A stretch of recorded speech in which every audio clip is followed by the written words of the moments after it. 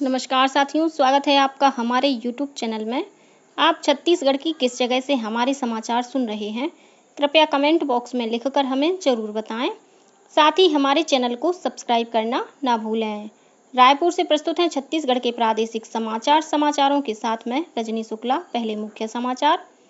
दंतेवाड़ा में सुरक्षा बलों के साथ कल हुई मुठभेड़ में 6 महिला सहित 9 माओवादी मारे गए। बीजापुर जिले से 13 माओवादी गिरफ्तार। प्रदेश में कल से भाजपा का सदस्यता अभियान शुरू।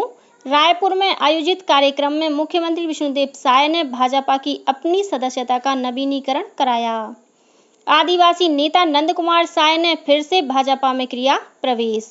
और राष्ट्रीय शिक्षक दिवस के अवसर पर राष्ट्रपति नई दिल्ली में होने वाले कार्यक्रम में दुर्ग जिले की स्कूल शिक्षिका के शारदा को सम्मानित करेंगी। अब समाचार विस्तार से। दंतेवाड़ा जिले में कल सुरक्षा बलों के साथ हुई मुठभेड़ में 9 वर्दीधारी माओवादी मारे गए हैं। इसमें 6 महिला माओवादी भी शामिल हैं। सभी माओवादियों के शव बरामद कर लिए गए हैं। मौके से SLR 303 राइफल, 315 बोर की बंदूक, BGL लॉन्चर और गोला बारूद सहित भारी मात्रा में माओवादी सामग्री बरामद की गई है। बस्तर रेंज के पुलिस महानिरीक्षक सुंदर राज पी ने बताया कि दंतेवाड़ा और बीजापुर के सीमावर्ती क्षेत्र में माओवादियों की उपस्थिति की सूचना मिलने पर डिस्ट्रिक्ट रिजर्व गार्ड DRG और केंद्रीय रिजर्व पुलिस बल CRPF की संयुक्त टीम रवाना की गई थी।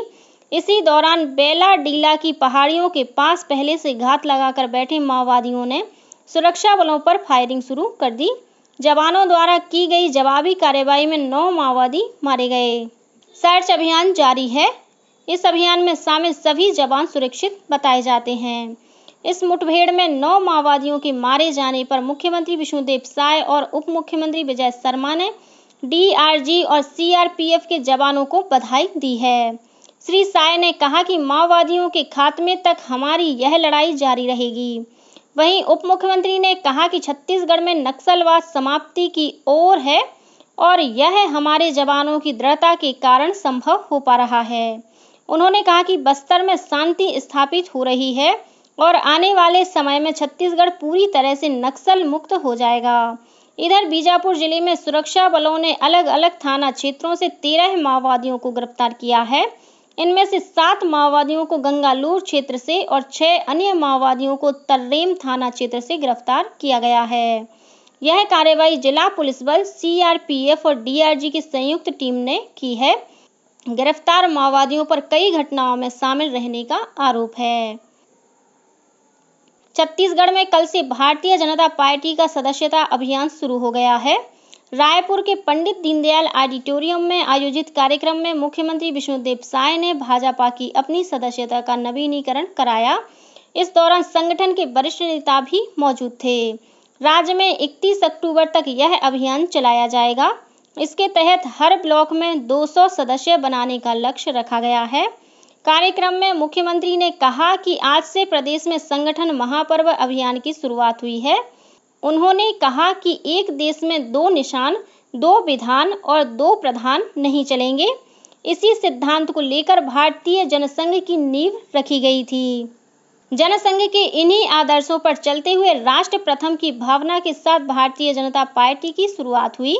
इससे पहले सोमवार को प्रधानमंत्री और भाजपा के वरिष्ठ नेता नरेंद्र मोदी ने नई दिल्ली में पार्टी की सदस्यता अभियान का शुभारंभ किया। उन्हें पार्टी अध्यक्ष जगत प्रकाश नड्डा ने सदस्यता नवीनीकरण प्रमाण पत्र प्रदान किया। इस मौके पर श्री मोदी ने कहा कि भाजपा भारत की एकमात्र राजनीतिक पार्टी है जो अपने काम का विस्तार करते हुए लोकतांत्रिक प्रक्रिया का पालन कर रही है। उन्होंने कहा कि पार्टी लोगों की अपेक्षाओं पर खरा उतरने के लिए सुधार कर रही है। श्री मोदी ने कहा कि सरकार जन मन योजना के माध्यम से गांवों में लोगों के जीवन में बड़ा बदलाव ला रही है। आदिवासी नेता नंद कुमार साय ने फिर से भाजपा में प्रवेश कर लिया है। उन्होंने कल ऑनलाइन भाजपा की सदस्यता ली। सोशल मीडिया में पोस्ट कर श्री साय ने यह जानकारी साझा की। श्री साय ने अपने पोस्ट में लिखा कि देश की सबसे बड़ी पार्टी भारतीय जनता पार्टी की सदस्यता ग्रहण करना गौरव की बात है। गौरतलब है कि श्री साय ने मई 2023 में भाजपा से इस्तीफा देकर कांग्रेस में प्रवेश कर लिया था। नंद कुमार साय कांग्रेस में करीब 8 महीने रहे।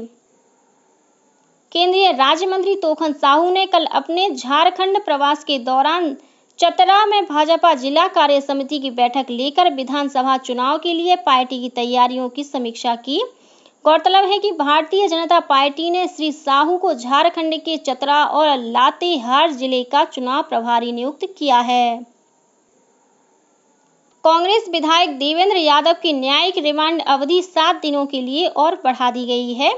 कल बलौदाबाजार जिला न्यायालय में वीडियो कॉन्फ्रेंसिंग के जरिए हुई पेशी में पुलिस ने देवेंद्र यादव की फिर से रिमांड मांगी, जिस पर कोर्ट ने उन्हें 7 दिनों के लिए पुलिस रिमांड पर भेज दिया। गौरतलब है कि बलौदाबाजार में बीते 10 जून को हुई हिंसा और आगजनी की घटना के मामले में देवेंद्र यादव 17 अगस्त से जेल में बंद हैं। राष्ट्रीय शिक्षक दिवस के अवसर पर 5 सितंबर को देश भर के 50 शिक्षकों को राष्ट्रपति द्रौपदी मुर्मू नई दिल्ली में सम्मानित करेंगी। इनमें छत्तीसगढ़ के दुर्ग स्थित खेदामारा की शासकीय स्कूल की शिक्षिका के शारदा भी शामिल हैं। के शारदा राष्ट्रपति के हाथों सम्मानित होने वाली छत्तीसगढ़ से एकमात्र शिक्षिका हैं।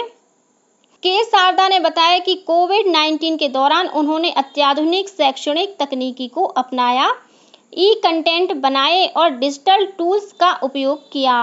साथ ही गणित की नई पुस्तिका तैयार की और उसका QR कोड जनरेट किया, ताकि बच्चे आसानी से बिना रुकावट के शिक्षा प्राप्त कर सकें। उन्होंने बताया कि नई शिक्षा नीति के तहत बहुभाषा को बढ़ावा देने के लिए उनके द्वारा कुछ पुस्तकें भी बनाई गई हैं।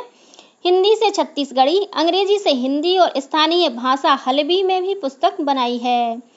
इसके माध्यम से बच्चों को बस्तर की संस्कृति की जानकारी मिल रही है। गौरतलब है कि के शारदा शारीरिक रूप से 80% दिव्यांग हैं और उनका एक हाथ काम नहीं करता है। इसके बाद भी अपने मजबूत इरादों से उन्होंने यह सफलता हासिल की है, जिसके लिए उन्हें शिक्षक दिवस के दिन राष्ट्रपति सम्मानित करेंगी। महिलाओं के खिलाफ बढ़ते अपराध के विरोध में कांग्रेस ने कल प्रदेश भर में मौन प्रदर्शन किया। रायपुर में नेता प्रतिपक्ष चरणदास महंत और बिलासपुर में प्रदेश कांग्रेस अध्यक्ष दीपक बैज के नेतृत्व में कांग्रेस कार्यकर्ताओं ने काली पट्टी लगाकर मौन धरना दिया।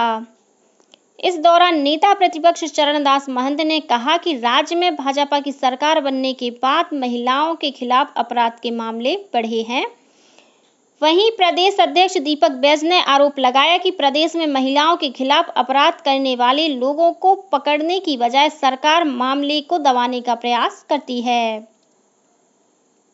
शक्ति जिले में पुलिस द्वारा खाकी किड्स नामक एक नई पहल शुरू की गई है। पुलिस अधीक्षक अंकिता शर्मा की अगुवाई में इस अभियान के तहत स्कूली बच्चों को साइबर बड़ी और ट्रैफिक बड़ी के रूप में प्रशिक्षित किया जा रहा है।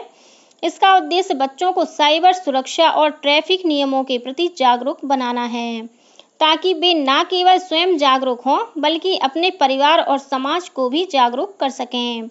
इस मौके पर बच्चों ने साइबर फ्रॉड से बचाव और ट्रैफिक नियमों के पालन की शपथ ली। दुर्ग जिले में स्वाइन फ्लू से एक और मरीज की मौत हो गई है। जिले में अब तक स्वाइन फ्लू से 4 लोगों की मौत हो चुकी है।